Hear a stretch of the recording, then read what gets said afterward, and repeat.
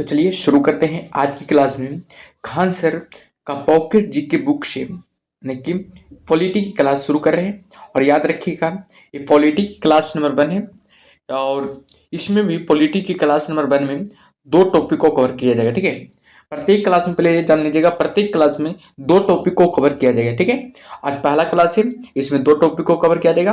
First topic का नाम है भारत के संवैधानिक विकास का इतिहास और दूसरा टॉपिक का नाम रहेगा भारतीय संविधान का निर्माण। दूसरा टॉपिक का क्या नाम रहेगा? भारतीय संविधान का निर्माण। तो चलिए शुरू करते हैं क्लास को। इससे पहले की क्लास पर नए हैं तो क्लास को जरूर लाइक कीजिएगा और चैनल को जो भी अभी तक सब्सक्राइब नहीं किए सब्सक्राइब जरूर कर लीजिएगा। ठीक है, तो चलिए शुरू करते हैं क्लास को और फर्स्ट टॉपिक को देखते हैं। फर्स्ट टॉपिक है भारत के संवैधानिक विकास का इतिहास। इसमें देखेंगे भारत में संवैधानिक विकास। भारत में संवैधानिक विकास कितने तरीका से हुआ है? 2 तरीका से। पहला, ईस्ट इंडिया कंपनी शासन कब से कब तक? 1773 से 1858 तक किया था। और ब्रिटिश ताज का शासन कब से कब तक रहा? तो 1858 से 1947 तक। ठीक है, इसमें राजगोपालाचारी फॉर्मूला आया, बेबेल योजना आया, कैबिनेट मिशन योजना आया, माउंटबेटन योजना आया, बाल्कन प्लान आया और भारतीय स्वतंत्रता अधिनियम आया। तो ये सब देख लीजिएगा। ठीक है, चलिए आगे देखते हैं आगे क्या है। जो पहला देखेंगे रेगुलेटिंग एक्ट के बारे में। ठीक है, पहला रेगुलेटिंग एक्ट के बारे में देखेंगे। बंगाल के गवर्नर जनरल का नाम दिया गया था तथा मद्रास एवं बंबई के गवर्नर को भी बंगाल के गवर्नर जनरल के अधीन कर दिया गया। पहली बार कंपनी के राजनीतिक एवं प्रशासनिक कार्यों को मान्यता मिली किसमें? याद रखना 1773 का रेगुलेटिंग एक्ट में। भारत में केंद्रीय शासन प्रशासन की नींव पड़ी। कलकत्ता में उच्चतम न्यायालय की स्थापना हुआ जो कि 1774 में कलकत्ता में उच्चतम न्यायालय की स्थापना हुआ था, जिसमें एक मुख्य न्यायाधीश थी और तथा 3 अन्य न्यायाधीश थे। याद रखिएगा, कलकत्ता में उच्चतम न्यायालय की स्थापना कब हुआ था? तो 1774 ईस्वी में हुआ था, जिसमें कितना मुख्य न्यायाधीश थे? तो हमेशा रखना एक मुख्य न्यायाधीश थे और 3 अन्य न्यायाधीश थे। याद रखिएगा। आगे है अंग्रेज अधिकारियों ने के निजी व्यापार तथा उपहार एवं रिश्वत लेने पर प्रतिबंध किसमें था? तो याद रखना 1773 का रेगुलेटिंग एक्ट। ठीक है, तो आगे देखते हैं आगे क्या है। जो एक्ट ऑफ सेटलमेंट 1781 को देखेंगे। एक्ट ऑफ सेटलमेंट 1781 को देखेंगे। ब्रिटिश संसद वर्ग के सुझाव पर यह एक्ट लाया गया था। याद रखिएगा, ब्रिटिश संसद वर्ग के सुझाव पर यह एक्ट लाया गया था। इस एक्ट को बंगाल की जुडिकेचर एक्ट या संशोधनात्मक अधिनियम भी कहा जाता है। याद रखिएगा, इस एक्ट को बंगाल को जुडिकेचर एक्ट या संशोधनात्मक अधिनियम भी कहा जाता है। इस एक्ट के द्वारा कलकत्ता सरकार को बंगाल, बिहार और उड़ीसा के लिए भी विधि बनाने का अधिकार प्राप्त हो गया। पूछा जाएगा किस अधिनियम के तहत कलकत्ता सरकार को बंगाल, बिहार और उड़ीसा के लिए विधि बनाने का अधिकार प्राप्त था? तो हमेशा रखना एक्ट ऑफ सेटलमेंट 1781 के तहत। ठीक है, इस एक्ट द्वारा राजस्व मंडलों की स्थापना किया गया। एग्जाम में पूछा जाए कि राजस्व मंडलों की स्थापना किस एक्ट के द्वारा किया गया था? तो हमेशा रखना एक्ट ऑफ सेटलमेंट 1781 के तहत किया गया था। ठीक है, आगे की ओर देखते हैं आगे क्या है। जो आगे है पिट्स इंडिया एक्ट के बारे में जानेंगे। ठीक है, पिट्स इंडिया एक्ट के बारे में जानेंगे जो कि 1784 में आया था। पिट्स इंडिया एक्ट कब आया था? तो 1784 में आया था। ठीक है, चलिए इसका उद्देश्य कंपनी द्वारा अधिग्रहित भारतीय राज्य क्षेत्र को ब्रिटिश क्राउन के अधीन लाना था। गवर्नर जनरल के परिषद के सदस्यों की संख्या 4 से घटाकर 3 कर दी गई थी और साथ ही प्रांतीय परिषदों के सदस्यों की भी संख्या 4 से घटाकर 3 कर दी गई थी। किसमें? याद रखना ब्रिटिश इंडिया एक्ट में। इस एक्ट द्वारा दोहरे शासन का प्रारंभ हुआ। एग्जाम में पूछा जाए कि दोहरे शासन का प्रारंभ किस एक्ट के द्वारा हुआ था? तो हमेशा रखना ब्रिटिश इंडिया एक्ट 1784 के तहत हुआ था। ठीक है, इसे जरूर याद रखिएगा। आगे है कंपनी के राजनैतिक मामले बोर्ड ऑफ कंट्रोल के माध्यम से सम्राट के नियंत्रण में आ गए थे, जबकि व्यापारिक मामले पर बोर्ड ऑफ डायरेक्टर का नियंत्रण रहा। गवर्नर जनरल के परिषद को युद्ध, संधि, सैन्य शक्ति, राजस्व तथा देशी रियासतों के अधीक्षण है आदि की शक्ति प्रदान की गई। Governor general board of control की अनुमति के बिना देशी रियासतों के साथ संघर्ष अथवा सहयोग की शुरुआत नहीं कर सकता था। ये सब किस एक्ट में दिया गया है? तो हमेशा रखना पिट्स इंडिया एक्ट 1784 में ये सब दिया गया है। ठीक है, तो ये सबको ध्यान दीजिएगा। चलिए आगे देखते हैं आगे क्या है। जो आगे देखते हैं 1793 के चार्टर एक्ट के बारे में जानेंगे। 1793 के चार्टर एक्ट के बारे में जानेंगे। ठीक है, 1793 का चार्टर एक्ट में क्या है? इस एक्ट के माध्यम से ईआईसी कंपनी का भारत में व्यापार का एकाधिकार 20 वर्षों के लिए बढ़ा दिया गया। वह भारतीय राजस्व नियंत्रण बोर्ड के सदस्य व कर्मचारियों को वेतन दिया जाएगा। पूछा जाएगा किस एक्ट के द्वारा ईआईसी कंपनी का का भारत में व्यापार 20 वर्षों के लिए बढ़ा दिया गया था? तो हमेशा रखना 1793 का चार्टर एक्ट के तहत। याद रखना है 1793 के चार्टर एक्ट के तहत ईआईसी कंपनी को भारत में व्यापार का एकाधिकार 20 वर्षों के लिए बढ़ा दिया गया था। ठीक है, आगे देखते हैं। आगे है कि 1813 का चार्टर अधिनियम स्थानीय स्वायत्तशासी संस्थाओं को करारोपण का अधिकार दिया गया। कंपनी को अगले 20 साल के लिए भारतीय प्रदेशों तथा राजस्व का नियंत्रण का अधिकार है। याद रखना 1813 के चार्टर एक्ट में कंपनी को अगले 20 साल के लिए भारतीय प्रदेशों तथा राजस्व पर नियंत्रण का अधिकार है। किस एक्ट के तहत? याद रखना 1813 का चार्टर अधिनियम के तहत।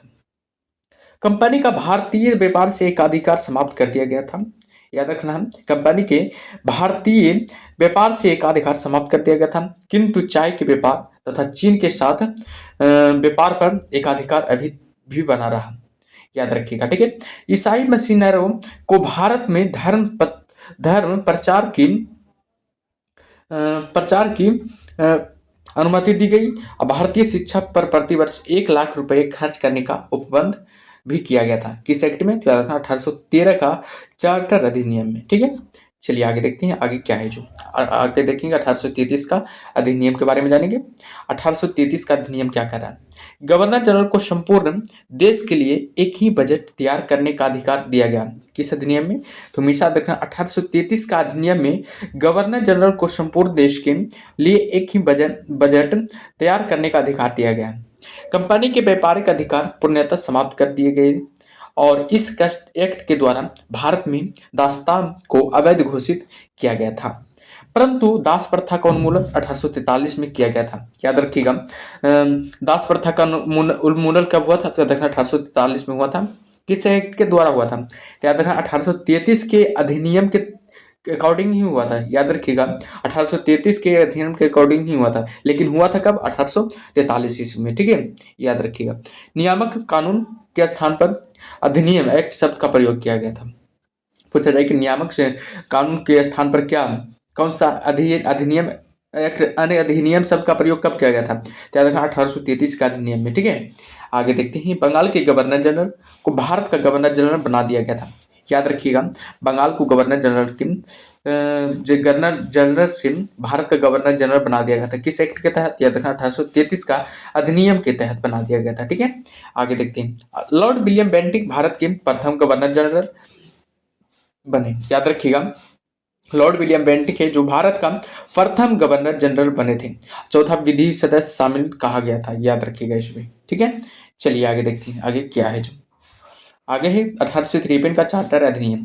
इस अधिनियम के द्वारा पहली बार विधान परिषद की स्थापना की गई थी। पूछा जाए एग्जाम में कि किस अधिनियम द्वारा विधान परिषद की स्थापना की गई थी? तो हमेशा रखना 1853 का चार्टर अधिनियम के तहत। याद रखिएगा 1853 का चार्टर अधिनियम के तहत विधान परिषद का यानी कि स्थापना की गई थी। याद रखिएगा जिसमें कितने सदस्य होते हैं? याद रखना 6 सदस्य होते हैं। पहली बार विधायी कार्यों को प्रशासनिक कार्यों से अलग किया गया। सिविल सेवकों के चयन एवं भर्ती हेतु प्रतियोगिता परीक्षाओं का शुभारंभ किया गया था। किस एक्ट में? तो याद रखना 1853 का चार्टर अधिनियम है। ठीक है, आगे देखते हैं। इसके लिए 1854 में मैकाले समिति की नियुक्ति की गई थी। मैकाले समिति की नियुक्ति कब हुआ था? तो याद रखना 1854 ईस्वी में। 1854 ईस्वी में मैकाले समिति का नियुक्ति हुआ था। बात किया जाए किस अधिनियम के तहत? तो याद रखना 1853 का अधिनियम के तहत। ठीक है, सिविल सेवाओं के भारतीयों को भी अवसर देने का प्रावधान था। याद रखना सिविल सेवा में भारतीयों को भी अवसर देने का प्रावधान किस अधिनियम में था? तो याद रखना 1853 का चार्टर अधिनियम में था। तो हमेशा इस सबको याद रखिएगा। ठीक है, चलिए आगे देखते हैं आगे क्या है। जो आगे है कि 1858 का भारत शासन अधिनियम। 1858 का भारत शासन अधिनियम को देखेंगे। 1783 के क्विट्स इंडिया एक्ट के तहत लागू दोहरी शासन व्यवस्था को समाप्त कर दिया गया था। इस अधिनियम में याद रखना 1858 का भारत शासन अधिनियम है, ठीक है। बोर्ड ऑफ डायरेक्टर 1773 तथा बोर्ड ऑफ कंट्रोल 1784 को समाप्त कर दिया गया। याद रखना बोर्ड ऑफ डायरेक्टर और बोर्ड ऑफ कंट्रोल को समाप्त किस अधिनियम में किया गया था? याद रखना 1858 का भारत शासन अधिनियम में समाप्त कर दिया गया था, ठीक है। आगे देखते हैं बाबू कि भारत में कंपनी का शासन समाप्त, भारत में कंपनी का शासन समाप्त कब हुआ था? याद रखना हमेशा 1858 का भारत शासन अधिनियम में। भारत की सत्ता अब ब्रिटिश क्राउन के हाथों में, भारत की सत्ता जो था ब्रिटिश क्राउन के हाथों में किस अधिनियम में था? तो हमेशा याद रखिएगा 1858 का अधिनियम में था, ठीक है। याद रखिएगा एक नए पद भारत सचिव तथा उसकी सहायता के लिए 15 सदस्यीय सदस्य निदेशक मंडल कंपनी से वह ब्रिटिश सरकार द्वारा 8 सदस्य। भारत परिषद का गठन किस अधिनियम में? भारत एग्जाम में पूछा जाए भारत परिषद का गठन किस अधिनियम के तहत हुआ था? तो हमेशा रखना 1858 का भारत शासन अधिनियम के तहत हुआ था, ठीक है। तो याद रखिएगा। आगे भारत का गवर्नर जनरल एवं वायसराय कहा जाने वाला क्योंकि भारत में ब्रिटिश क्राउन का प्रतिनिधि था। महारानी विक्टोरिया ने इस अधिनियम में भारत मलिका की उपाधि धारण की और लॉर्ड कैनिंग भारत का प्रथम वायसराय बना था। लॉर्ड कैनिंग भारत का प्रथम वायसराय बना था। याद रखिएगा लॉर्ड कैनिंग भारत का प्रथम वायसराय बना था, ठीक है। 1860 ईस्वी में पहली बार जेम्स विलियम्स के द्वारा भारतीय बजट प्रस्तुत किया गया था। एग्जाम में पूछा जाए कि जेम्स विल्सन द्वारा भारतीय बजट प्रस्तुत कब किया गया था? तो हमेशा रखना 1860 ईस्वी में, ठीक है। 1860 ईस्वी में, ठीक है। इसमें मुगल सम्राट पद समाप्त कर दिया गया। भारत के राज्य सचिव के रूप में ब्रिटिश मंत्रिमंडल में एक सदस्य शामिल किया गया था। तो हमेशा याद रखिएगा सबको, ठीक है। आगे देखते हैं 1861 का भारत परिषद अधिनियम। 1861 का भारत परिषद अधिनियम के बारे में जानेंगे। ध्यान से पढ़ना है, ठीक है। एकदम मन लगाकर पढ़ना है और ध्यान से पढ़ना है, ठीक है। एक एक पॉइंट को ध्यान दीजिएगा, ठीक है। आगे क्या है? इस अधिनियम द्वारा विभागीय प्रणाली आरंभ की गई थी। याद रखना है, पूछा जाए विभागीय प्रणाली किस अधिनियम के द्वारा किया गया था? तो हमेशा रखना 1861 का भारत परिषद अधिनियम द्वारा किया गया था, जिसके फलस्वरूप भारत में मंत्रिमंडलीय व्यवस्था की नींव पड़ी और लॉर्ड कैनिंग जो कि वायसराय थे, भारत का प्रथम वायसराय, को संकटकालीन अवस्था में विधान परिषद की अनुमति के बिना अध्यादेश जारी करने की शक्ति प्रदान की गई थी। याद रखिएगा ये सबको, ठीक है। आगे है इस अधिनियम द्वारा केंद्रीयकरण के स्थान पर विकेंद्रीय की नीति प्रारंभ की गई। पहली बार कानून बनाने की प्रक्रिया भारतीयों को शामिल किया गया था। याद रखना पहली बार कानून बनाने की प्रक्रिया भारतीयों को वो भी शामिल किया गया किस अधिनियम में? तो याद रखना 1861 का भारत परिषद अधिनियम में, ठीक है। आगे हम बनारस के राजा, पटियाला के राजा महाराजा और सर दिनकर राव को लॉर्ड कैनिंग ने विधान परिषद में 1862 ईस्वी में मनोनीत किया था। याद रखना है बनारस के जो राजा थे और पटियाला के महाराजा थे और सर दिनकर राव को लॉर्ड कैनिंग ने विधान परिषद में कब मनोनीत किया था? तो याद रखना 1862 में। और किस अधिनियम के तहत? याद रखना है 1861 के भारत परिषद अधिनियम के तहत। याद रखना है 1861 के भारत परिषद अधिनियम के तहत, ठीक है। चलिए आगे देखते हैं आगे क्या है। जो 1865 का अधिनियम देखेंगे। 1865 के अधिनियम में क्या कहा हुआ? इस अधिनियम के द्वारा गवर्नर जनरल के विधायी अधिकारों में वृद्धि की गई। याद रखना इस अधिनियम के द्वारा गवर्नर जनरल के विधायी अधिकारों में वृद्धि की गई। इसे प्रेसिडेंसियों तथा प्रांतों की सीमाओं को घोषणा द्वारा नियुक्त करने तथा उसमें परिवर्तन करने का अधिकार दिया गया था। किस अधिनियम में? तो याद रखना 1865 का अधिनियम है, ठीक है। आगे देखते हैं 1873 का चार्टर एक्ट के बारे में जानेंगे। इस एक्ट के माध्यम से प्रावधान किया गया कि ईआईसी को कभी भी भंग किया जा सकता है। ईआईसी को कभी भी भंग किस एक्ट के द्वारा किया गया था? याद रखना 1873 के चार्टर एक्ट के द्वारा, ठीक है। नोट ईआईसी को 1 जनवरी 1874 में भंग किया गया था। याद रखिएगा ईआईसी को 1 अक्टूबर 1874 में भंग भी कर दिया गया था। भाव याद रखिएगा ईआईसी को 1 जनवरी 1874 ईस्वी में भंग भी किया गया था। किस एक्ट के तहत? याद रखना 1873 का चार्टर एक्ट के तहत ही भंग कर दिया गया था। तो हमेशा याद रखिएगा, ठीक है। चलिए आगे देखते हैं आगे क्या है जो 1869 का अधिनियम। इस अधिनियम के द्वारा गवर्नर जनरल को विदेश में रहने वाले भारतीयों के संबंध में कानून बनाने का अधिकार दिया गया था। पूछा जाए कि किस अधिनियम द्वारा विदेश में रहने वाले भारतीयों को के संबंध में कानून बनाने का अधिकार प्राप्त था, तो याद रखना 1869 का अधिनियम में। ठीक है, आगे देखते हैं 1876 का शाही उपाधि अधिनियम। 28 अप्रैल 1876 ईस्वी को एक घोषणा द्वारा महारानी विक्टोरिया को भारत की सामग्री घोषित किया गया और 6 सदस्यों के केंद्रीय कार्य में नियुक्ति करके लोक निर्माण का कार्य भी दिया गया था। याद रखना किस अधिनियम के तहत, याद रखना 1876 का शाही उपाधि अधिनियम के तहत, 1876 का शाही उपाधि अधिनियम। चलिए नेक्स्ट अधिनियम को चलते हैं। नेक्स्ट एक्ट क्या है जो अगला है 1852 का भारत परिषद एक्ट अधिनियम। 1852 का भारत परिषद अधिनियम को देखेंगे। इस अधिनियम द्वारा भारत में आंशिक रूप से पहली बार संसदीय शासन की शुरुआत की गई थी। याद रखिएगा, पूछा जाए एग्जाम में कि पहली बार संसदीय शासन की शुरुआत कब किया गया था। आंशिक रूप से संसदीय शासन की शुरुआत कब किया गया था, तो 1852 का भारत परिषद अधिनियम के तहत किया गया था। इसके द्वारा अप्रत्यक्ष चुनाव प्रणाली की शुरुआत की गई। याद रखना अप्रत्यक्ष चुनाव प्रणाली की शुरुआत की गई किस अधिनियम के द्वारा, तो याद रखना 1852 का भारत परिषद अधिनियम के तहत किया गया था। याद रखिएगा, ठीक है। प्रांतीय परिषदों के गैर सरकारी सदस्यों को अप्रत्यक्ष रूप से निर्वाचित किया जाता है। विधानमंडल के सदस्यों को बजट पर वाद विवाद करने तथा प्रश्न पूछने का अधिकार प्राप्त हुआ, किंतु बजट पर मत देने व अनुपूरक प्रश्न पूछने की अनुमति दी गई। केंद्रीय विधान परिषद के में सदस्य संख्या 16 से बढ़ाकर 60 कर दिए गए थे। याद रखना ये सब किस अधिनियम के तहत किया गया था, याद रखना 1892 का भारत परिषद अधिनियम के तहत किया गया था। ठीक है, और जानिएगा इसके बारे में। और ये भारत परिषद अधिनियम 1909। याद रखिएगा, भारत परिषद अधिनियम 1909, इसे मार्ले मिंटो सुधार अधिनियम भी कहा जाता है। याद रखिएगा, भारत परिषद अधिनियम 1909 को मार्ले मिंटो सुधार अधिनियम भी कहा जाता है। मार्ले मिंटो क्या था, याद रखना वाइसराय था बाबू। ठीक है, याद रखिएगा। सर अरुणडेल समिति की रिपोर्ट के आधार पर इसे फरवरी 1909 में पारित किया गया था। सर अरुणडेल समिति की रिपोर्ट के आधार पर इसे फरवरी 1909 में पारित किया गया था। मैं किसे याद रखना, भारत परिषद अधिनियम 1909 को। ठीक है, आगे यह अधिनियम फूट डालो और राज करो के सिद्धांत पर आधारित है। याद रखना है, एग्जाम में बहुत बार सवाल आता है बाबू कि फूट डालो और राज करो पे सिद्धांत पर आधारित कौन सा अधिनियम है, तो हमेशा रखना भारत परिषद अधिनियम 1909 हो जाएगा। ठीक है, इस अधिनियम के कारण तत्कालीन भारत के राज्य सचिव लॉर्ड मॉर्ले को सांप्रदायिक जनक कहा जाता है। याद रखना है, इसी अधिनियम के तहत राज्य सचिव लॉर्ड मॉर्ले को सांप्रदायिकता का जनक कहा जाता है। केंद्रीय तथा प्रांतीय विधानमंडल के सदस्यों को पूरक प्रश्न पूछने एवं बजट पर संकल्प रखने का अधिकार पहली बार वाइसराय की कार्यकारिणी परिषद में एक भारतीय की नियुक्ति किसमें किया गया था, तो याद रखना भारत परिषद अधिनियम 1909 में ये सब किया गया था। ठीक है, याद रखिएगा। आगे है, पहली बार इंग्लैंड स्थित भारत परिषद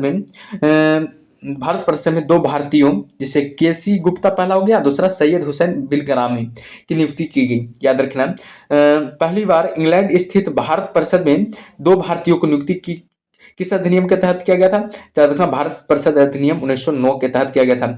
किसे किसे नियुक्त किया गया था, तो केसी गुप्ता को और सैयद हुसैन बिलग्राम को नियुक्त किया गया था। तो हमेशा याद रखिएगा सबको। ठीक है, आगे देखते हैं आगे क्या है जो आगे बाबू कि मुसलमानों के लिए पृथक मताधिकार एवं पृथक निर्वाचन क्षेत्र की व्यवस्था किसमें किया गया था, याद रखना 1909 में, 1909 के अधिनियम में किया गया था। तो हमेशा याद रखिएगा बाबू, ये सब बहुत ही इंपॉर्टेंट सवाल है। मुसलमानों के लिए ये पूछा जाए, एग्जाम में बहुत बार पूछा जाता है कि मुसलमानों के लिए पृथक मताधिकार एवं पृथक निर्वाचन क्षेत्र की व्यवस्था किस अधिनियम में किया गया था, तो हमेशा रखना 1909 के अधिनियम में किया गया था। ठीक है, नोट को जरा देखिएगा, नोट पॉइंट क्या है जो नोट में कह रहा है कि भारत में ब्रिटेन के सभी संवैधानिक प्रयोगों में से सबसे कम समय तक चलने वाला अधिनियम 1909 का भारत परिषद अधिनियम था। याद रखिएगा, भारत में ब्रिटेन के सभी संवैधानिक प्रयोगों में से सबसे कम समय तक चलने वाला अधिनियम कौन था, तो हमेशा याद रखिएगा 1909 का अधिनियम है जो कि सबसे कम समय तक चलने वाला अधिनियम था बाबू, याद रखिएगा। ठीक है, चलिए आगे देखते हैं आगे क्या है जो भारत शासन अधिनियम 1919 का या मॉन्टेग्यू चेम्सफोर्ड सुधार अधिनियम इसी को कहा जाता है। ठीक है, भारत शासन अधिनियम 1919 या मॉन्टेग्यू चेम्सफोर्ड सुधार अधिनियम इसी को कहा जाता है। ठीक है, इसके बारे में जानकारी प्राप्त करेंगे क्या है जो इस अधिनियम में पहली बार उत्तरदायी शासन शब्द का स्पष्ट प्रयोग किया गया था। याद रखिएगा, इस अधिनियम में पहली बार उत्तरदायी शासन शब्द का स्पष्ट प्रयोग किया गया था। इसके द्वारा केंद्र में द्विसदनात्मक विधायिका, जिसे कि पहला हो गया राज्य परिषद हो गया और दूसरा केंद्रीय विधान परिषद हो जाएगा। ठीक है, की स्थापना की गई थी। याद रखिएगा, इसमें राज्य परिषद और केंद्रीय विधान परिषद की स्थापना किया गया था। किसमें? तो याद रखना, भारत शासन अधिनियम 1919 में। ठीक है, आगे देखते हैं बाबू। इस अधिनियम द्वारा सभी विषयों को केंद्र तथा प्रांतों में विभाजित कर दिया गया था। महिलाओं को भी मताधिकार दिया गया था। याद रखिएगा, महिलाओं को मताधिकार देने का प्रावधान किस अधिनियम में है? तो याद रखना, भारत शासन अधिनियम 1919 में है। ठीक है, महिलाओं को मताधिकार देने का प्रावधान किस अधिनियम में है? तो याद रखना है भारत शासन अधिनियम 1919 में। ठीक है, उसमें वो भी किसमें? याद रखना, समिति रूप में भाव। ठीक है, भारत सचिव का खर्च जो 1793 से भारत के राजस्व में से दिया जाता था, अब ब्रिटिश राजस्व से दिए जाने का प्रावधान किया गया। लेकिन लियोनेल कार्टिस के द्वैध शासन का जन्मदाता कहा जाता है। याद रखना, लियोनेल कार्टिस को द्वैध शासन का जन्मदाता कहा जाता है। एग्जाम में पूछा जाता है कि द्वैध शासन का जन्मदाता किसे कहा जाता है, तो हमेशा रखना लियोनेल कार्टिस को। हमेशा याद रखिएगा, लियोनेल कार्टिस को द्वैध शासन का जन्मदाता कहा जाता है। ठीक है, चलिए आगे देखते हैं। आगे क्या है जो आगे है, जिन्होंने इसका वर्णन अपनी पुस्तक डाइक्री में भी किया है कि प्रांतों में द्वैध शासन प्रणाली की स्थापना, प्रांतीय बजट को केंद्रीय बजट से अलग कर दिया गया है, संवैधानिक आयोग का गठन किया गया। किसमें? याद रखना है 1919 के अधिनियम में। ठीक है, मॉन्टेग्यू चेम्सफोर्ड सुधार के अधिनियम में। ठीक है, याद रखिएगा। चलिए आगे देखते हैं, आगे क्या है जो आगे बाबू, सांप्रदायिक प्रतिनिधित्व को सिखों, ईसाइयों, एंग्लो इंडियन तथा यूरोपीय लोगों तक विस्तारित कर दिया गया। भारत में लोक सेवा आयोगों के गठन का प्रावधान किसमें है? तो 1919 में है। ठीक है, भारत सचिव को भारत में महालेख परीक्षक की नियुक्ति का अधिकार दिया गया।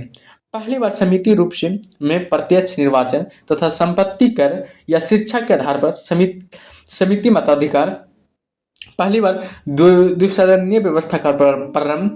इस प्रकार भारतीय विधान परिषद के स्थान पर लोकसभा तथा राज्यसभा का गठन किसमें किया गया था? तो याद रखना 1919 के अधिनियम में। ये सब किसमें किया गया था? तो याद रखना 1919 के अधिनियम में किया गया था। तो याद रखिएगा, इसमें यह भी प्रावधान था कि 10 वर्ष बाद एक वैधानिक आयोग का गठन होगा जो 1919 के शासन की समीक्षा करेगा। किंतु 2 वर्ष पूर्व ही 1927 में साइमन कमीशन को भेज दिया गया था। याद रखिएगा इसे। ठीक है, चलिए आगे देखते हैं, आगे क्या है जो आगे बाबू कि प्रांतीय विषयों को 2 भागों में बांटा गया है। याद रखिएगा, हमेशा प्रांतीय विषयों को कितने भागों में बांटा गया है? 2 भागों में बांटा गया है। पहला हो गया कम हस्तांतरित विषय। हस्तांतरित विषय में शिक्षा आ गया, चिकित्सा सहायता आ गया, स्थानीय स्वायत्तता शासन हो गया, पुस्तकालय सार्वजनिक निर्माण विभाग हो गया, उद्योग हो गया, सार्वजनिक मनोरंजन पर नियंत्रण आदि शामिल थे। ठीक है, आगे देखते हैं। आरक्षित विषय हो गया जिसमें रक्षा आ जाएगा, विदेशी मामले आ जाएगा, वित्त हो जाएगा, कर हो जाएगा, भूमि आ जाएगा, अकाल आ जाएगा, सहायता आ जाएगा, न्याय आ जाएगा, पुलिस आ जाएगा, पेंशन आ जाएगा, छापा आ जाएगा, खाना आ जाएगा, समाचार पत्र आ जाएगा, सिंचाई आ जाएगा, जल मार्ग आ जाएगा, कारखाना आ जाएगा, बिजली आ जाएगा, औद्योगिक आ जाएगा, विवाद हो जाएगा, मोटर आ जाएगा, गाड़ियां हो जाएगा, छोटे बंदरगाह हो जाएगा, श्रमिक हो जाएगा, कल्याण हो जाएगा एवं सार्वजनिक सेवाएं आदि हो जाएगा। ठीक है, तो ये सबको ध्यान दीजिएगा। ठीक है, अभी से आप लोग को समझ में नहीं आएगा। ठीक है, अभी इंट्रोडक्शन है बाबू। ठीक है, कहा जाता है कि संविधान का इंट्रोडक्शन, तो ये सब इंट्रोडक्शन है, तभी आप लोग को समझ में नहीं आएगा, धीरे धीरे समझ में आ जाएगा। ठीक है, तो ये सबको उतना भर नहीं करना है। ठीक है, ध्यान देते चलिएगा थोड़ा बहुत। ठीक है, पहला क्या है, भारतीय राष्ट्रीय कांग्रेस ने इस अधिनियम को असंतोष प्रव का व निराशजनक कहा। याद रखिएगा, किस अधिनियम को? याद रखना 1919 का अधिनियम को। 1919 को असंतोष प्रद व निराशजनक कहा। याद रखिएगा। ठीक है, आगे है, लोकमान्य तिलक ने इसे बिना सूरज का सवेरा कहा। देखना, इस अधिनियम को ही लोकमान्य तिलक ने ही बिना सूरज का सवेरे कहा था। ठीक है, सुभाष चंद्र बोस ने कहा, इस अधिनियम के जनता के लिए नवीन बंधन गांठ दिए हैं। याद रखिएगा, ये सबको याद रखना वेरी वेरी इंपॉर्टेंट पॉइंट है बाबू, ये सब पर ध्यान दीजिएगा, ठीक है। नोट को ध्यान दीजिएगा। इस अधिनियम को मॉन्टेग्यू चेम्सफोर्ड सुधार के नाम से भी जाना जाता है, यानी कि 1919 का अधिनियम को मॉन्टेग्यू चेम्सफोर्ड सुधार के नाम से भी जाना जाता है। इस अधिनियम को भारतीय सचिव मॉन्टेग्यू एवं वायसराय चेम्सफोर्ड के कार्यकाल में पारित किया गया। इसका उद्देश्य भारत में उत्तरदायी शासन की स्थापना करना था। याद रखिए, इसका उद्देश्य क्या था? तो भारत में उत्तरदायी शासन का स्थापना करना था, ठीक है, याद रखिएगा। आगे देखते हैं भारत शासन अधिनियम 1935 को देखते हैं, ठीक है। भारत शासन अधिनियम 1935 को देखेंगे। प्रांतों में द्वैत शासन समाप्त कर द्वैत शासन प्रणाली लागू की गई। किस अधिनियम में? भारत शासन अधिनियम 1935 में, ठीक है।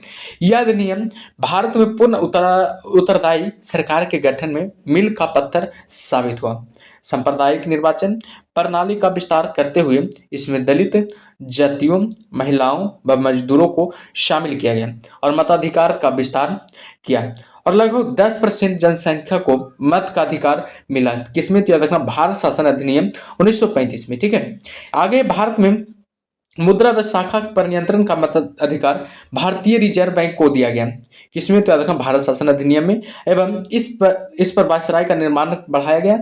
इस अधिनियम द्वारा 1937 में संघीय न्यायालय की स्थापना भी हुई। याद रखना, इसी अधिनियम में 1937 में बाबू संघीय न्यायालय की स्थापना भी हुआ था।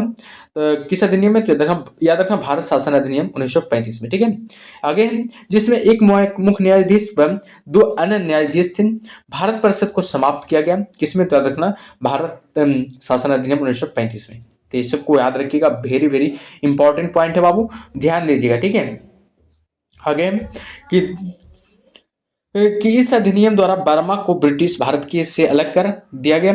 2 नए प्रति सिंध और उड़ीसा का निर्माण किया गया। इस अधिनियम द्वारा 11 राज्यों छो में द्विसदनात्मक व्यवस्था शुरू की गई थी, यानी 6 राज्यों में, जिसमें से 6 राज्यों में बंगाल, बंबई, मद्रास हो जाएगा, बिहार हो जाएगा, संयुक्त अरब प्रांत हो जाएगा और असम में द्विसदनात्मक व्यवस्था शुरू की गई। इस अधिनियम में 14 भाग और 321 धाराएं व 10 अनुसूचियां थी, यानी कि उन्हें इस अधिनियम में बाबू कितने भाग था? 14 भाग था। 321 कितना था? धाराएं थी और 10 क्या था? अनुसूचियां था। तो याद रखिएगा, ठीक है। चलिए आगे देखते हैं, आगे क्या है जो आगे है बाबू कि केंद्र व इकाइयों के बीच शक्तियों का विभाजन 3 सूचियों में किया गया था। केंद्र व इकाइयों के बीच शक्तियों का विभाजन 3 सूचियों में किया गया था। पहला हो गया संघ सूची, 59 विषय था। दूसरा हो गया राज्य सूची जो जिसमें 54 विषय था। तीसरा हो गया संवर्ती सूची जिसमें 36 विषय शामिल किए गए थे। नोट में ध्यान दीजिएगा, अपशिष्ट शक्तियों गवर्नर जनरल को सौंपी गई थी। जो अपशिष्ट शक्तियां थी जो किसे की सौंपी गई थी? तो हमेशा रखें गवर्नर जनरल को सौंपी गई थी। आगे देखते हैं आगे क्या है जो आगे संघ लोक सेवा आयोग के साथ ही प्रांत सेवा आयोग व संयुक्त सेवा आयोग का भी गठन किया। संघ लोक सेवा आयोग के साथ ही प्रांत सेवा आयोग व लोक सेवा आयोग का भी गठन किया गया। इस अधिनियम द्वारा अखिल भारतीय संघ की स्थापना का प्रस्ताव किया गया था। याद रखना, इसी अधिनियम 1935 के अधिनियम में ही अखिल भारतीय संघ की स्थापना का प्रस्ताव किया गया था, ठीक है। आगे पंडित नेहरू 1935 के शासन अधिनियम को इन्होंने दास्ता का घोषणा पत्र या दास्ता का चार्टर कहा था। याद रखना, 1935 के अधिनियम को पंडित जवाहरलाल नेहरू ने क्या कहा था? याद रखना, दास्ता का घोषणा पत्र या दास्ता का चार्टर कहा था। याद रखिएगा, ठीक है। नेहरू ने 1935 का अधिनियम बिना ब्रेकों वाले इंजन रहित गाड़ी के समान माना है। याद रखा, नेहरू जी ने 1935 का अधिनियम का बिना ब्रेकों वाले इंजन रहित गाड़ी के समान माना है, ठीक है। मोहम्मद जिन्ना ने क्या कहा था? पूर्णतः सड़ा हुआ, मूल रूप से बुरा, बिल्कुल अस्वीकृत है, ठीक है। आगे पंडित मदन मोहन मालवीय ने क्या कहा था? कि शब्दों में यह एक्ट ऊपर से लोकतांत्रिक और अंदर से खोखला है। याद रखना है, पंडित मदन मोहन मालवीय ने कहा था कि के शब्दों में यह बात था कि यह एक्ट जो था ऊपर से तो लोकतांत्रिक था लेकिन अंदर से क्या था? खोखला था। यह अधिनियम 1935 का अधिनियम जो था ऊपर से लोकतांत्रिक था और नीचे से क्या था? अंदर से क्या था? याद रखना, खोखला था, ठीक है। चलिए आगे देखते हैं आगे क्या है जो आगे है बाबू कि भारत स्वतंत्रता अधिनियम 1947 को देखेंगे, ठीक है। भारतीय स्वतंत्रता अधिनियम 1947 को देखेंगे। 4 जुलाई 1947 को ब्रिटिश संसद में रखा गया और 18 जुलाई 1947 को पारित किया गया। 4 जुलाई 1947 को ब्रिटिश संसद में रखा गया व 18 जुलाई 1947 को पारित किया गया। ब्रिटिश शासन पर समाप्त कर 15 अगस्त 1947 को दो डोमिनियन राज्यों भारत व पाकिस्तान की स्थापना की गई थी। भारत और पाकिस्तान की स्थापना कब की गई थी? तो याद रखना है 15 अगस्त 1947 को, ठीक है। 15 अगस्त 1947 को ही दो राज्य डोमिनियन राज्यों का भारत में व पाकिस्तान की स्थापना किया गया था, याद रखना है, ठीक है। आगे बात किया जाए, वायसराय पद समाप्त कर गवर्नर जनरल पद का सृजन हुआ। भारत का गवर्नर जनरल लॉर्ड माउंटबेटन को जबकि पाकिस्तान का गवर्नर जनरल मोहम्मद अली जिन्ना को बनाया गया था। भारत का गवर्नर जनरल किसे बनाया गया था? तो याद रखना लॉर्ड माउंटबेटन को, जबकि पाकिस्तान का गवर्नर जनरल किसे बनाया गया था? मोहम्मद अली जिन्ना को, ठीक है। आगे देखते हैं आगे क्या जो आगे बाबू की भारतीय रियासतों को अधिकार था कि वे भारत या पाकिस्तान में सम्मिलित हो या स्वतंत्र हैं। भारतीय रियासतों को अधिकार था कि वे भारत या पाकिस्तान में सम्मिलित हो या स्वतंत्र रहे, ठीक है। उस समय उस पब्लिक लोग का अधिकार था कि किसी में भी शामिल हो सकता है, या तो भारत में रह सकता है या पाकिस्तान में भी रह सकता है, ठीक है। सम्मिलित हो सकता है, किसी में शामिल हो सकता है, स्वतंत्र रूप से था, ठीक है। आगे दो डोमिनियन राज्यों को अपना संविधान बनाने, किसी अन्य देश का संविधान अपनाने या किसी भी ब्रिटिश कानून को निरस्त करने का अधिकार था। वे ब्रिटिश स्वतंत्रता अधिनियम को भी निरस्त कर सकते थे, याद रखना। वे ब्रिटिश स्वतंत्रता अधिनियम को भी क्या कर सकते थे? निरस्त कर सकते थे, ठीक है। चलिए आगे देखते हैं आगे क्या है जवाब। आगे है कि दोनों ही राष्ट्रों की ब्रिटिश राष्ट्रमंडल से अलग होने की स्वतंत्रता थी। कोई भी ब्रिटिश अधिनियम इन दोनों राष्ट्रों पर तब तक लागू नहीं हो सकता है जब तक कि ये राष्ट्र कानून द्वारा ऐसी सहमति न दे, ठीक है। आगे दोनों राष्ट्रों को यह भी अधिकार था कि संविधान के निर्माण व क्रियान्वयन तक वे अपने लिए विधान सभा बना सकते थे, ठीक है। आगे देखते हैं आगे कि भारत सचिव पद समाप्त कर इसकी सभी शक्तियों राष्ट्रमंडलों मामलों के राजस्व सचिव को सौंप दी गई थी। भारत सचिव पद समाप्त कर इसकी शक्तियां यानी कि राष्ट्रमंडल मामलों के राज सचिव को क्या किया गया था? सौंपी गया था, ठीक है, सौंप दी गई थी, ठीक है। याद रखिएगा इस सबको। चलिए आगे देखते हैं बाबू, आगे क्या जो आगे है कि नए संविधान के लागू होने तक संविधान सभा की विधानसभा के रूप में कार्य करेगी और शासन 1935 के अधिनियम के अनुसार चलेगा, ठीक है। शासन किसके अधिनियम के साथ चलेगा? तो याद रखना 1935 का अधिनियम के तहत चलेगा, ठीक है। इसके अंतर्गत शाही उपाधि से भारत का सम्राट पद समाप्त कर दिया गया। 1935 के अधिनियम अनुसार विधानसभाएं कार्य करेगी। 1935 के अधिनियम के अनुसार क्या करेगी? विधानसभाएं कार्य करेगी, ठीक है। बंगाल व पंजाब में का दो भागों में विभाजन किया गया। बंगाल और पंजाब को दो भागों में क्या किया गया था? विभाजन किया गया था। माउंटबेटन योजना के बाद संविधान सभा में 299 सदस्य ही रह गए और 229 ब्रिटिश प्रांतों से 70 देशी रियासतें से, याद रखिएगा 229 में सदस्य ही रह गए, जिसमें से 229 क्या था? ब्रिटिश प्रांतों से थे और वह 70 क्या थे? याद रखना देशी रियासतें से थे, याद रखिएगा, ठीक है। आगे क्या है जो आगे देखते हैं आगे बाबू कि संविधान सभा में संवैधानिक सदस्य 55 संवैधानिक सदस्य कितने थे? याद रखना 55 थे। संयुक्त प्रांत से व देशी रियासतों में से सर्वाधिक सदस्य मैसूर में थे जो कि 7 थे, याद रखिएगा, ठीक है। भारतीय स्वतंत्रता अधिनियम 1947 को कम्युनिस्ट पार्टी ने दास्ता का घोषणा पत्र कहा, याद रखिएगा। भारतीय स्वतंत्रता अधिनियम 1947 को कम्युनिस्ट पार्टी ने क्या कहा था? तो दास्ता का घोषणा पत्र कहा था। एग्जाम में बहुत बार सवाल पूछता है कि दास्ता का घोषणा पत्र किसने कहा था, किस पार्टी ने कहा था और किस अधिनियम के तहत कहा था? बताइएगा। दास्ता का घोषणा पत्र किस पार्टी ने कहा था और किस अधिनियम के तहत कहा था? तो याद रखना कम्युनिस्ट पार्टी ने कहा था, ठीक है। किस अधिनियम के तहत कहा था? तो याद रखना भारत स्वतंत्रता अधिनियम 1947 के तहत कहा था, याद रखिएगा सबको, ठीक है। चलिए आगे देखते हैं आगे क्या है। देश का कोलारम यानी कि केरल प्रथम संविधान साक्षर जिला बन गया, जिसमें संविधान के सभी बिंदुओं के बारे में 10 वर्ष से ज्यादा आयु के लोग जानते थे, याद रखिएगा। देश का केरल प्रथम पूर्ण इस शासित राज्य बना क्योंकि केरल में नागरिकों को इंटरनेट सेवा तक पहुंच को Kerala fibre optic network project से आधारित प्रदान अधिकार प्रदान कर दिया गया था। याद रखिएगा सबको, ठीक है। अगला टॉपिक है दूसरा, संविधान का निर्माण। अब ठीक है, अगला टॉपिक है संविधान का निर्माण। इसको अब देखते हैं बढ़िया ध्यान से, इससे ज्यादा सवाल पूछा जाता है एग्जाम में बहुत बार, ठीक है। बहुत सा एग्जाम में सब ज्यादा सवाल पूछा जाता है, ठीक है। तो इसको ध्यान से पढ़िएगा, ठीक है। इसको ध्यान से पढ़ाएंगे भी, अब वो सबको भी पढ़ा रहे थे ध्यान ही से, ठीक है। लेकिन पढ़िए इसको ध्यान से थोड़ा। भारत में सर्वप्रथम संविधान सभा के गठन का दर्शन 1895 में बाल गंगाधर तिलक के नेतृत्व में स्वराज विधेयक में होता है। याद रखिएगा, भारत में सर्वप्रथम संविधान सभा के गठन का दर्शन किस में कब होता है? याद रखना, 1895 में होता है। बाल गंगाधर तिलक के नेतृत्व में होता है। और किस कहाँ होता है? तो याद रखना, स्वराज विधेयक में होता है, ठीक है। याद रखिएगा, 1922 में गांधी जी ने अपनी पुस्तक यंग इंडिया में कहा कि भारतीय संविधान भारतीयों की इच्छा अनुसार ही होगा।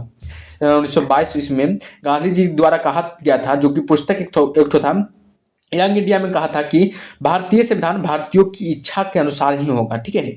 कौन कहा था? तो याद रखना, गांधी जी ने कहा था और 1922 ईस्वी में कहा था। और किस पुस्तक में लिखा हुआ था? यंग इंडिया में लिखा हुआ था, ठीक है। आगे देखते हैं, आगे क्या है। Simon commission. साइमन कमीशन के बारे में जानेगा बाबू, ये भी आए प्रश्न एग्जाम में बहुत बार सवाल आता है इससे, ठीक है। साइमन कमीशन भारत में व्याप्त परिस्थितियों की जांच करने और उन पर अपना प्रतिवेदन प्रस्तुत करने के लिए 7 सदस्यीय सभी गैर भारतीय थे, ठीक है। संवैधानिक आयोग नियुक्त किया गया, जिसके अध्यक्ष जॉन साइमन थे, ठीक है। जिसके अध्यक्ष कौन थे? तो जॉन साइमन थे। आयोग का गठन कब हुआ था? तो रखना है, जॉन साइमन आयोग का गठन कब हुआ था? याद रखना, इस आयोग का गठन 1927 में हुआ था। आयोग द्वारा 1930 में रिपोर्ट पेश की गई। रिपोर्ट में द्वैत शासन की समाप्ति, प्रांतों में उत्तराधिकारी शासन में वृद्धि, सांप्रदायिक निर्वाचन पद्धति जारी कर रखना और संघीय व्यवस्था के प्रारंभ की सिफारिश की, ठीक है। इस आयोग में सभी अंग्रेज थे। इस आयोग में क्या थे? सभी क्या थे? अंग्रेज थे। इसलिए भारतीय ने इसका विरोध किया और साइमन गो बैक के नारे लगाए। इस आयोग में क्या थे? सभी लोग अंग्रेज थे, इसलिए भारतीयों ने इसका विरोध किया था और साइमन को गो बैक के नारे लगाए। इस पर लॉर्ड बेकनहेड ने भारतीयों को संविधान निर्माण की चुनौती देते हुए कहा कि भारतीयों में संविधान बोध नहीं, भारतीय में संविधान क्या था? बोध नहीं है। मोतीलाल नेहरू ने इस चुनौती को स्वीकार किया और नेहरू रिपोर्ट प्रस्तुत की। कमीशन की सिफारिश पर विचार करने के लिए गोलमेज सम्मेलन आयोजित किया गया हुए।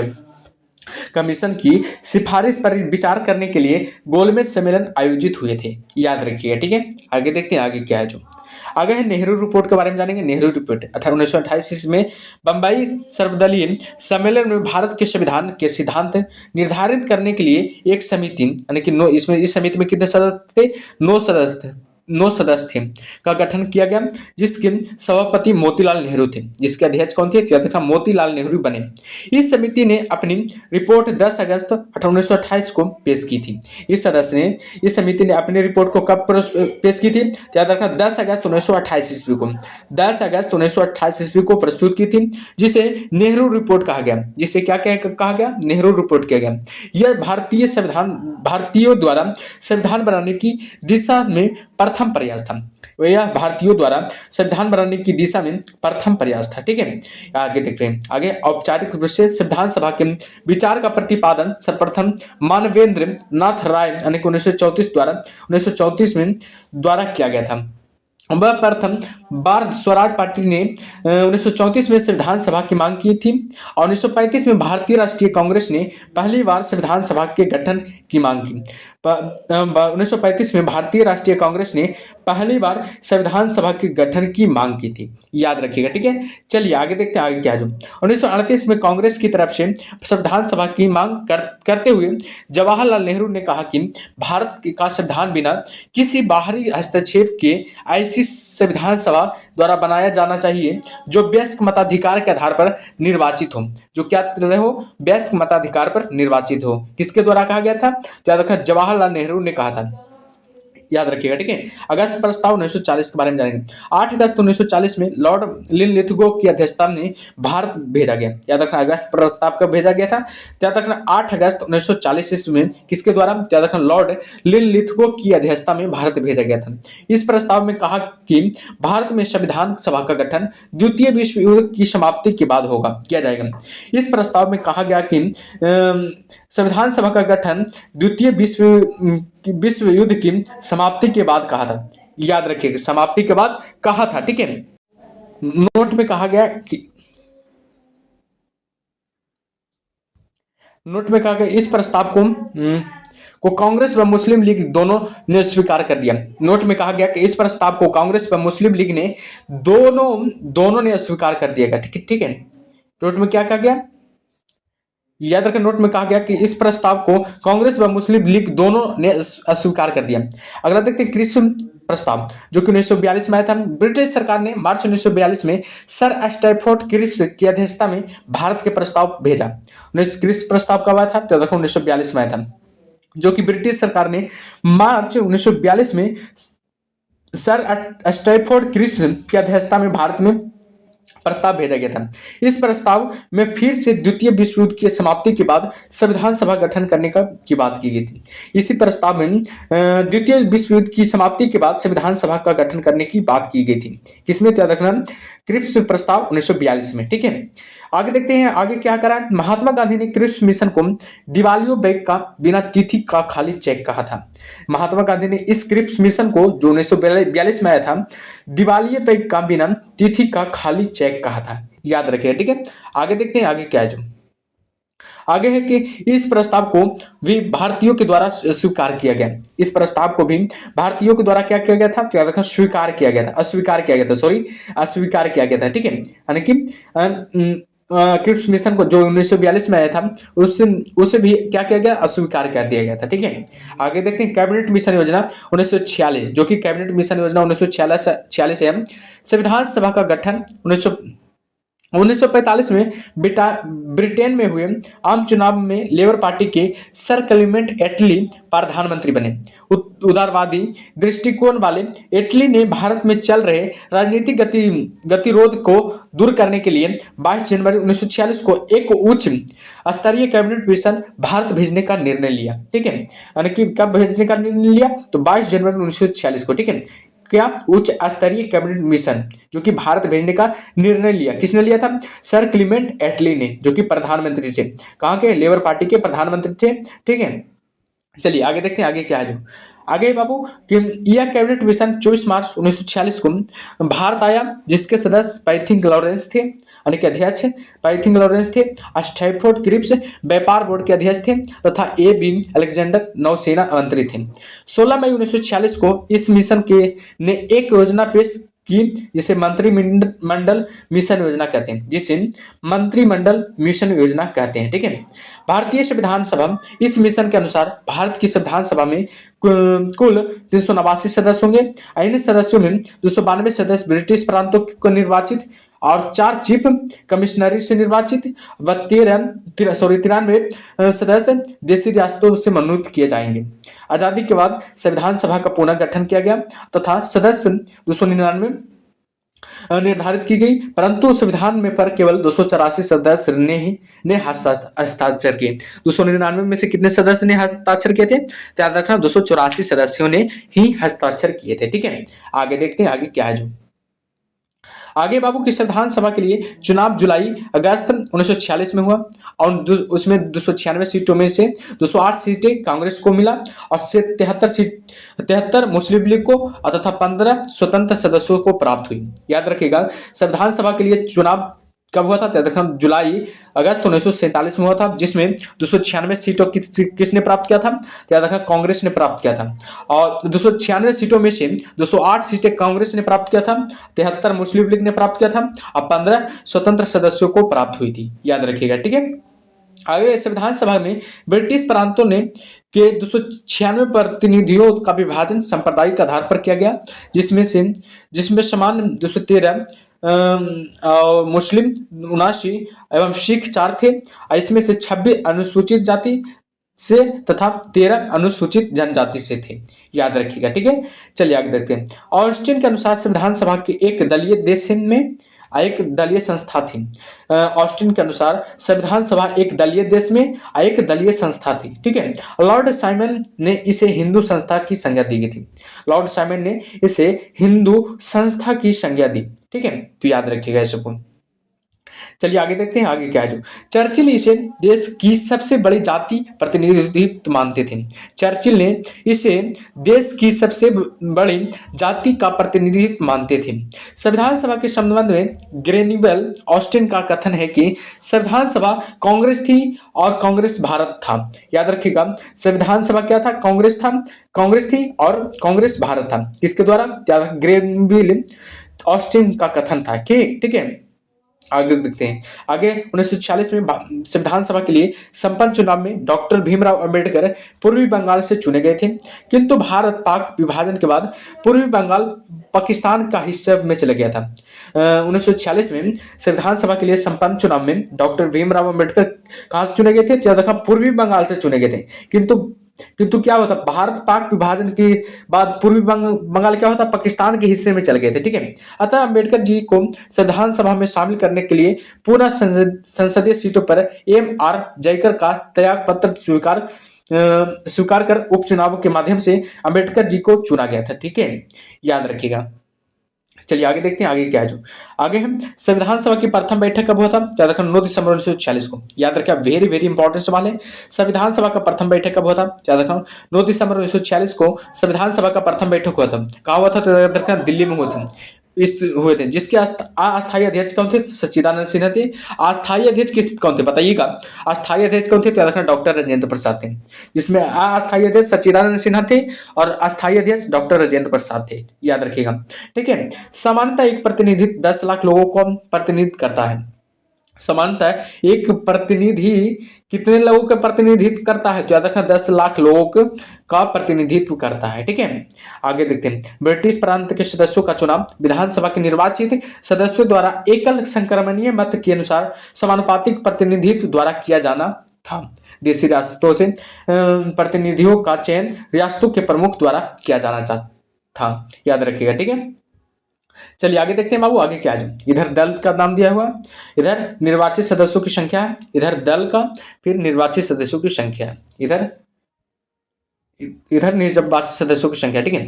पहले कांग्रेस का निर्वाचित सदस्यों की संख्या 208 था, निर्दलीय का 8 था और यूनियनिस्ट मुस्लिम का 1, कृषक प्रजा पार्टी का 1 हो जाएगा, सिख का 1 हो जाएगा, ठीक है। तो टोटल कितना सदस्य? 296 सदस्य हो गया, ठीक है। इधर दल का नाम है मुस्लिम लीग का 73 हो गया, यूनियनिस्ट का 1 हो गया, यूनियनिस्ट शेड्यूल कास्ट का 1 हो गया, अनुसूचित जाति संघ का 1 हो गया, साम्यवादी का 1 हो गया। तो ये सब याद रखिएगा, ठीक है, ये सब याद रखना है।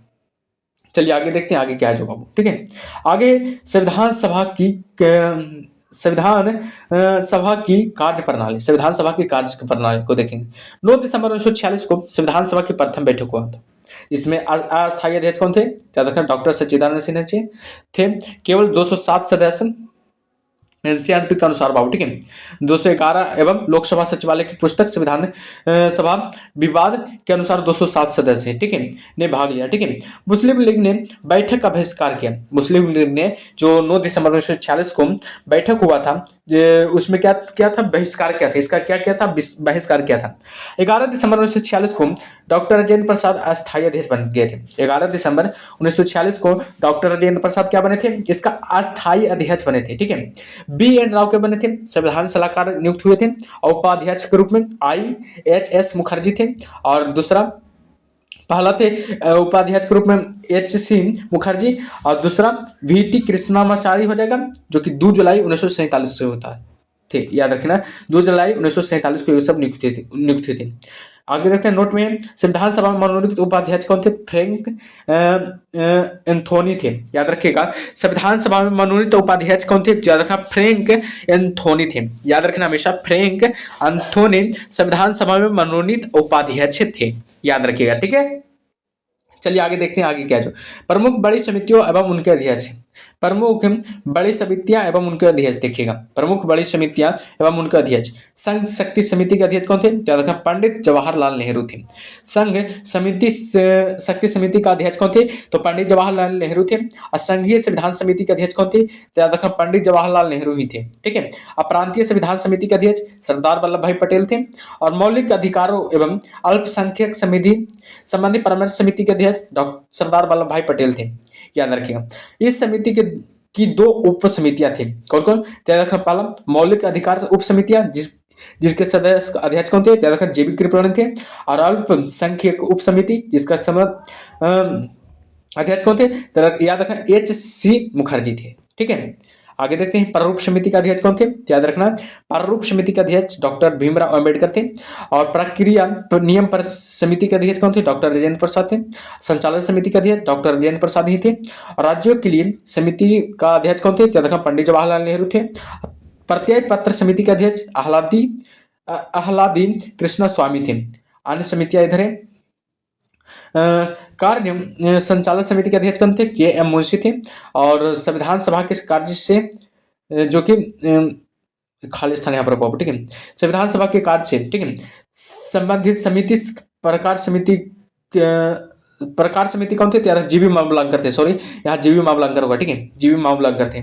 सदन समिति के अध्यक्ष बीट पटाभी सीताराम मैया थे। और राष्ट्रीय ध्वज संबंधित तदर्थ समिति के अध्यक्ष डॉक्टर राजेंद्र प्रसाद थे। प्रत्यय पत्र समिति के अध्यक्ष आह्लादी कृष्ण स्वामी थे। ठीक है। प्रारूप समिति के बारे में जानेंगे। ठीक है, प्रारूप समिति के बारे में थोड़ा जानेंगे। इसका गठन कब हुआ था? याद रखना 29 अगस्त 1946 को। प्रारूप समिति का गठन कब हुआ था? 29 अगस्त 1947 को। प्रथम बैठक कब हुआ था? 30 अगस्त 1947 को। प्रथम बैठक 30 अगस्त 1947 को। अध्यक्ष डॉक्टर भीमराव अंबेडकर सहित 7 सदस्य थे। याद रखना है। गठन कब हुआ था? 29 अगस्त या 30 अगस्त में हुआ था। ठीक है, मेन रूप से 29 अगस्त या 30 अगस्त में हुआ था। ठीक है। अध्यक्ष कौन थे? डॉक्टर भीमराव अंबेडकर सहित कितना सदस्य थे? 7 सदस्य साथ थे, जिसका नाम है डॉक्टर भीमराव अंबेडकर, दूसरा N Gopalachari Ayyangar, Alladi Krishna Swami Ayyar, doctor K M. Munshi, Syed Mohammad Saadulla, N Madhavrao जो कि बी.एल. मित्रा की जगह ली थी, टी.टी. कृष्णामाचारी जो कि डी.डी. खेतान की जगह ली थी। याद रखिएगा इसको। ठीक है। आगे 26 नवंबर 1949 को हमारा संविधान सभा द्वारा अपनाया गया था। 26 नवंबर 1949 को हमारा संविधान सभा द्वारा अपनाया गया था, स्वीकार किया गया था। पूछा जाए एग्जाम में कि हमारा संविधान कब स्वीकार किया गया था, अपनाया गया था, तो हमेशा लगाइएगा 26 नवंबर 1949 को। ठीक है। अपनाया गया, चाहे स्वीकार किया गया, चाहे अंगीकृत किया गया, बात एक ही है। ठीक है। इसके अनुच्छेद 16 अनुच्छेद, इसके कुछ प्रावधान जैसे अंतरिम संसद, नागरिकता, अस्थायी एवं संक्रमण कालीन उपबंध, निर्वाचन संबंधित उपबंध आदि 26 नवंबर 1949 को ही लागू हो गए। संपूर्ण संविधान 26 जनवरी 1950 को लागू हुआ था। पूछा जाए संपूर्ण संविधान कब लागू हुआ था, तो हमेशा रखा 26 जनवरी 1950 को। 26 जनवरी 1950 को। और 26 जनवरी को गणतंत्र दिवस मनाया जाता है। 26 जनवरी को क्या मनाया जाता है? याद रखें गणतंत्र दिवस। अब 15 अगस्त को क्या मनाया जाता है? तो याद रखें 15 अगस्त को स्वतंत्र दिवस मनाया जाता है। 15 अगस्त को स्वतंत्र दिवस मनाया जाता है, तो याद रखिएगा इस सबको। ठीक है। चलिए आगे देखते हैं। 26 जनवरी को संविधान दिवस के रूप में मनाया जाता है। पहला संविधान दिवस 26 नवंबर 2015 को मनाया गया था। याद रखिएगा 26 नवंबर को संविधान दिवस मनाया जाता है। 26 नवंबर को संविधान दिवस मनाया जाता है। और पहला संविधान दिवस कब मनाया गया था? तो याद रखें 26 नवंबर 2015 को मनाया गया था। ठीक है। संविधान निर्माण में 2 वर्ष 11 माह और 18 दिन का समय लगा था। संविधान निर्माण में कितना समय लगा था? तो हमेशा याद रखिएगा 2 वर्ष 11 माह और 18 दिन का समय लगा था। तथा संविधान बनकर लागू होने 3 वर्ष 1 माह 16 दिन का समय लगा है। और संविधान बनकर लागू होने में कितना वर्ष लगा था? तो याद रखें 3 वर्ष 1 माह और 16 दिन का समय लगा था। विश्व के 60 देशों के संविधानों का अवलोकन किया गया था। विश्व में के 60 देशों के संविधानों का अवलोकन किया गया था। इस पर 16 लाख रुपया व्यय हुए थे। इसके प्रारूप पर 114 दिन तक विचार हुआ था। इसके प्रारूप पर कितने दिनों तक विचार हुआ था? 114 दिन तक विचार हुआ था। आगे देखते हैं। 24 जनवरी 1950 को 24 जनवरी 1950 को संविधान सभा की अंतिम बैठक हुई। वह संविधान पर 284 सदस्य ने हस्ताक्षर किए थे। 24 जनवरी 1950 को संविधान सभा की अंतिम बैठक हुई थी। वह संविधान पर 284 सदस्यों ने क्या किया था? हस्ताक्षर किया था। याद रखिएगा, ठीक है। आगे देखते हैं बाबू, आगे क्या है। जो आगे है कि 24 जनवरी 1950 को ही राष्ट्रीय गीत को अपनाया गया था। पूछा जाएगा कि राष्ट्रीय गान और राष्ट्रीय गीत को कब अपनाया गया था? तो याद रखना, 24 जनवरी 1950 को राष्ट्रीय गान और राष्ट्रीय गीत को अपनाया गया था तथा इसी दिन डॉक्टर राजेंद्र प्रसाद को भारत का राष्ट्रपति चुना गया। इसी दिन डॉक्टर राजेंद्र प्रसाद को भारत का राष्ट्रपति चुना गया था। याद रखिएगा, संविधान सभा को भंग कर उसे अंतरिम संसद में परिवर्तित कर दिया गया था। याद रखिएगा। आगे देखते हैं, नोट में दिया हुआ 22 जुलाई 1947 को राष्ट्रीय ध्वज को अपनाया गया था। 22 जुलाई 1947 को राष्ट्रीय ध्वज को अपनाया गया था। राष्ट्रीय ध्वज के लिए प्रस्ताव पंडित गोविंद मालवीय ने रखा। राष्ट्रीय ध्वज पर प्रस्ताव किसने रखा था? तो पंडित गोविंद मालवीय ने रखा था। वह राष्ट्र ध्वज का निर्माण पिंगली बैकैया द्वारा किया गया था। और राष्ट्र ध्वज का निर्माण किसके द्वारा किया गया था? याद रखना, पिंगली बैकैया द्वारा किया गया था। याद रखिएगा, ठीक है। चलिए आगे देखते हैं, आगे क्या है। जो आगे बाबू की संविधान सभा में 15 महिला सदस्य थी, जिनमें से अधिकतर कांग्रेस की थी। संविधान में कुल कितने महिला सदस्य थी? तो हमेशा रखना है 15 महिला सदस्य थी, जिनमें से अधिकतर कहाँ की थी? तो याद रखना, कांग्रेस की थी बाबू, ठीक है। किसकी थी? तो याद रखना, कांग्रेस की थी। अंगीकृत करते समय केवल 8 महिला ने हस्ताक्षर किए थे। जब भारत का संविधान अंगीकृत हो रहा था तो उसमें कितने महिला सदस्य हस्ताक्षर किए थे? तो हमेशा याद रखना, 8 महिला सदस्य हस्ताक्षर किए थे। भारतीय संविधान का हिंदी संस्करण बसंत कृष्ण वैद्य द्वारा तैयार किया गया था। भारतीय संविधान का हिंदी संस्करण बसंत कृष्ण वैद्य द्वारा तैयार किया गया था। भारतीय संविधान को अंग्रेजी में प्रेम बिहारी नारायण रायजेद ने लिखा था। याद रखिएगा, भारतीय संविधान पर को अंग्रेजी में प्रेम बिहारी नारायण रायजेद ने लिखा था, लेकिन हिंदी में किसने किया था? हिंदी किसने किया था? याद रखना, बसंत कृष्ण वैद्य ने किया था। बसंत कृष्ण वैद्य ने इसका हिंदी किया था, ठीक है। आगे देखते हैं, भारतीय संविधान पर चित्रकारी नंदलाल बोस व राम मनोहर सिन्हा ने की थी। भारतीय संविधान पर चित्रकारी किसने किया था? तो नंदलाल बोस व राम मनोहर सिन्हा ने की थी। आगे, केसी व्हीयर ने भारतीय संविधान को अर्धसंघीय कहा गया। केसी व्हीयर ने भारतीय संविधान को अर्धसंघीय कहा गया है। याद रखिएगा, ठीक है। आगे, भारत का मूल संविधान देहरादून यानी उत्तराखंड में प्रकाशित हुआ था। भारत का मूल संविधान कहाँ प्रकाशित हुआ था? याद रखना, देहरादून, जो कि उत्तराखंड में पड़ता है, में प्रकाशित हुआ था। भारत का मूल संविधान संसद भवन में संरक्षित है, जिसमें करीब 1,17,369 शब्द है। 1,17,369 शब्द है। हिंदी में करीब कितना हो जाएगा? 1,45,000 शब्द, ठीक है। इंग्लिश में हो जाएगा 1,17,369, लेकिन हिंदी में 1,45,000 हो जाएगा, ठीक है। तो याद रखिएगा इसको। चलिए आगे देखते हैं, आगे क्या है। जो विश्व में अमेरिका का प्रथम लिखित संविधान है तथा विश्व का सबसे नवीनतम नेपाल का संविधान है। विश्व में अमेरिका का प्रथम लिखित संविधान है तथा विश्व का सबसे नवीनतम नेपाल का संविधान है, जो कि 2015 में लागू हुआ था, ठीक है। आगे देखते हैं, इंग्लैंड का आधुनिक लोकतंत्र की स्थापना करने वाला देश है। इंग्लैंड आधुनिक लोकतंत्र की स्थापना करने वाला देश है। याद रखिएगा, ठीक है। संविधान की अधिवेशन के बारे में जानेंगे, ठीक है। संविधान की अधिवेशन के बारे में देखेंगे। अधिवेशन, प्रथम अधिवेशन कब हुआ था? 9 से 23 दिसंबर 1946 तक चला था। द्वितीय अधिवेशन 20 से 25 जनवरी 1947 तक चला था। तृतीय अधिवेशन 28 अप्रैल से 2 मई तक चला था, जो कि 1947 तक। चौथा अधिवेशन 14 से 31 जुलाई 1947 तक चला था। पांचवा अधिवेशन 14 से 30 अगस्त 1947 तक चला था। छठा अधिवेशन 27 जनवरी 1948 तक चला था, ठीक है। और बात की जाए सातवां अधिवेशन कब से कब तक चला था? 4 नवंबर 1948 से 8 जनवरी 1949 तक चला था, ठीक है। आगे देखते हैं बाबू, आगे क्या है। जो अधिवेशन इत्यादि हुआ, संबंधित तिथियां दिया। आठवां अधिवेशन कब तक से चला था? 16 मई से 6 जून तक चला, 6 जून 1949 तक चला था। नौवां अधिवेशन 30 जुलाई से 18 सितंबर 1949 तक चला था। और 10वां अधिवेशन 6 से 17 अक्टूबर 1949 तक चला था। और 11वां जो कि विशेष अधिवेशन हुआ, ठीक है। 11वां अधिवेशन या 12वां अधिवेशन 14 से 26 नवंबर 1949 से और 26 जनवरी 1950 तक चला था। 12वां अधिवेशन, ठीक है। तो ये सबको याद रखिएगा, ठीक है। आगे देखते हैं, आगे क्या है। जो आगे है कि अंतरिम सरकार का प्रावधान कैबिनेट मिशन में किया गया था। अंतरिम सरकार का प्रावधान कहाँ किया गया था, तो देखिए कैबिनेट मिशन में किया गया था, जिसका गठन 2 सितंबर 1946 को हुआ था। जिसका गठन कब हुआ था, 2 सितंबर 1946 को हुआ था। लेकिन 26 अक्टूबर 1946 को पुनः गठन हुआ, जिसमें 5 मुस्लिम सदस्य शामिल हुए। लेकिन 26 अक्टूबर 1946 को पुनः गठन हुआ, जिसमें कितने मुस्लिम सदस्य शामिल हुए, तो हमेशा रखना 5 मुस्लिम सदस्य शामिल हुए थे।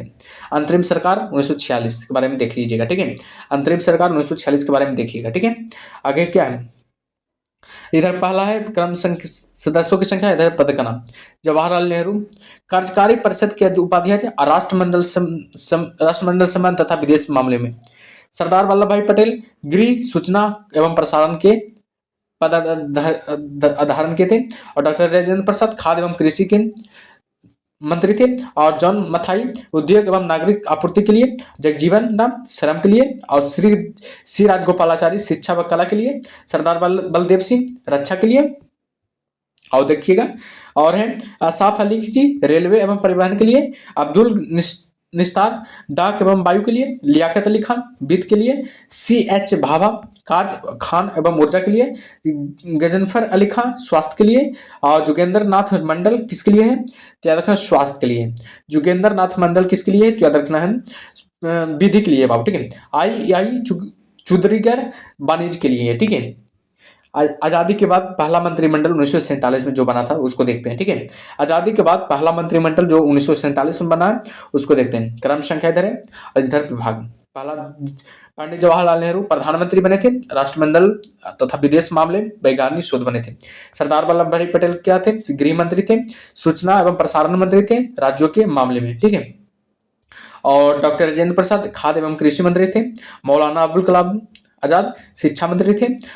डॉक्टर जॉन मथाई कौन थे, जॉन मथाई क्या थे, रेलवे एवं परिवहन मंत्री। और RK मुगम सेठी वित्त मंत्री थे। डॉक्टर BR अम्बेडकर विधि मंत्री। जगजीवन राम श्रम मंत्री। सरदार बलदेव सिंह रक्षा मंत्री थे। और देखिएगा और राजकुमारी अमृतसर स्वास्थ्य मंत्री थे। CH भाभा वाणिज्य थे। रफी अहमद किदवई संचार मंत्री थे। डॉक्टर श्याम प्रसाद मुखर्जी उद्योग एवं आपूर्ति मंत्री थे, ठीक है। आगे देखते हैं डॉक्टर श्याम प्रसाद मुखर्जी उद्योग एवं आपूर्ति मंत्री। BN गाडगिल कार्य खान एवं ऊर्जा मंत्री, ठीक है। तो ये याद रखिएगा। आगे देखते हैं बाबू संविधान की महिला सदस्य सूची। संविधान की महिला सदस्य सूची इधर दिया है, ठीक है। इधर सदस्य का नाम है, क्षेत्र का नाम है, दल का नाम है, ठीक है। अम्मू स्वामीनाथन मद्रास जो कि चेन्नई क्षेत्र से हैं और कांग्रेस के दल थे, कांग्रेस दल के थे, याद रखिएगा। दक्षिणी बेलायुधन मद्रास चेन्नई जो कि पड़ता है, जो कि कांग्रेस दल के थे। दुर्गाबाई देशमुख मद्रास चेन्नई में पड़ता है, जो कि कांग्रेस से थे, याद रखिएगा सबको, ठीक है। आगे देखते हैं बाबू आगे क्या है जो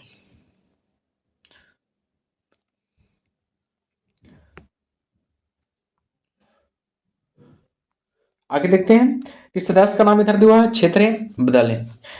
हंसा मेहता मुंबई से जो कि कांग्रेस के थे। मालती चौधरी उड़ीसा जो कि कांग्रेस से। सुजेता कृपलानी उत्तर प्रदेश जो कि कांग्रेस के दल से थे। विजय लक्ष्मी पंडित उत्तर प्रदेश क्षेत्र से कांग्रेस के अध्यक्ष थे।